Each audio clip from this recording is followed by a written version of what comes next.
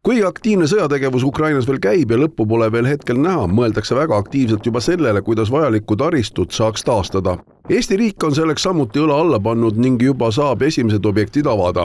Žõtomõri oblastis Orvutšis avati 36 korteriga Ukraina sisepõgenike sotsiaalmaja.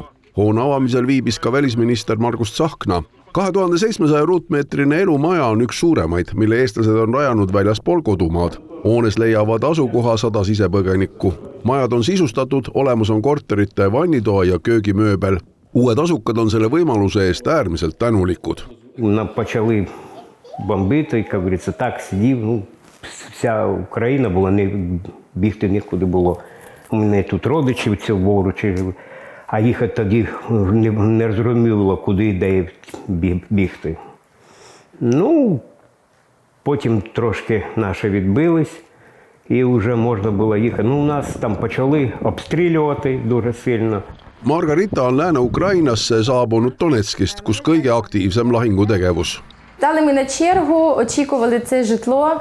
Дуже довго, дуже неочікувано нам зателефонували і повідомили, що в 25-му році, в грудні місяці, ми отримуємо ключі від нашого житла. Ми дуже вдячні естонському народу за такий великий подарунок для нас, переселенців. Це дуже-дуже велика подяка. Tatjana ja Igor on oma elu jooksul samuti mitmes piirkonnas elanud. Viimased 30 aastat samuti Donetski oblastis. Там покинули все, сюди приїхали, то вже нам важко було починати з нуля це все. І тому ми дуже вдячні за це житло, за цю квартиру. Ми коли заїхали сюди, коли нам дали цю квартиру, то ми дуже були щасливі тим, що ми маємо тут, тобто це вже не з нуля.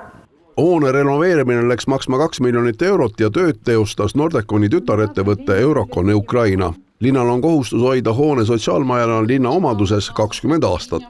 Ka teine oluline objekt avati samas piirkonnas, nimelt mitmeotstarbeline varjend laste turvakodu juurde.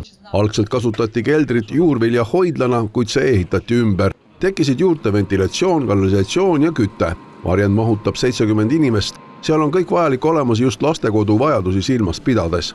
On magamiskohad, mängu- ja õppeala. Varjend vastab täielikult ohutusstandarditele. Pommivarjendi ehituse lõppsummaks kujunes lõpuks 511 000 eurot. Ehitust koordineeris Eesti Rahvusvahelise Arengukoostöö Keskus.